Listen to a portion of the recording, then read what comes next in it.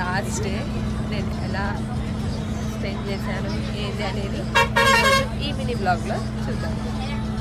స్కూల్లో పిల్లలతో cake cut చేసి హ్యాపీ న్యూ ఇయర్ సెలబ్రేట్ చేసుకున్నాం. కానీ ఈ సెలబ్రేషన్లో ఇన్ని మెమొరీస్ క్రియేట్ చేసుకుంటా అని అస్సలు అనుకోలేదు. ఈ సెలబ్రేషన్ వల్ల నా దిల్ ఖుష్ అయింది. పిల్లలందరూ వచ్చి కేక్ పోటీల మీద నోట్లో పెట్టి విష్ చేసి వాళ్ళ లవ్ని ఎక్స్ప్రెస్ చేస్తుంటే ఈ టీచర్ జాబ్కి ఇది చాలు అనిపించింది.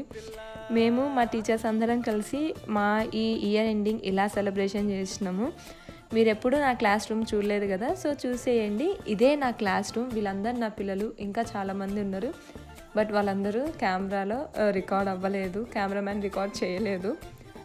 పిల్లలు మాట వినరంటారు కానీ అసలు నా పిల్లలు ఎంత బాగా మాట విన్నారంటే ఈరోజు ఎక్కడైనా సెలబ్రేషన్ చేస్తున్నామంటే ఇంకా ఆ రోజు పిల్లలు అస్సలు మాట వినరు.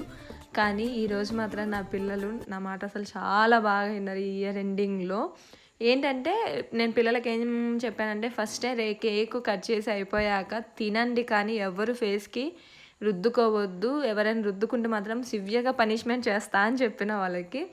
వాళ్ళు పనిష్మెంట్కి భయపడో లేదంటే నేను చెప్పిన మాట వినో తెలియదు, కానీ నేను చెప్పినట్టుగా వాళ్ళు ఒక్కళ్ళు కూడా పిల్లలు గోల చేయటం కానీ ఎక్కువ అల్లరి చేసి పక్కన క్లాస్కి డిస్టర్బెన్స్ తీసుకెళ్ళటం కానీ ఏం లేకుండా సింపుల్గా వాళ్ళు కేక్ తీసుకొని తినేసి సైలెంట్గా ఉన్నారు. సో ఈ విషయంలో కూడా నేను ఈరోజు చాలా హ్యాపీగా ఫీల్ అయినా.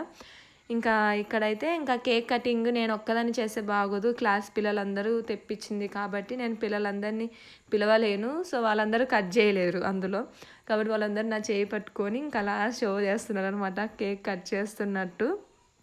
ఈ 2025 లాస్ట్ డేని మేము ఇన్ని మెమరీస్ తోటి ఇయర్ని ఎండ్ చేసాము. మీరు ఈ లాస్ట్ డే ఇయర్ని ఎలా ఎండ్ చేశారో నాకు కమెంట్ సెక్షన్లో కమెంట్ చేయండి. Once again to you all a happy new year.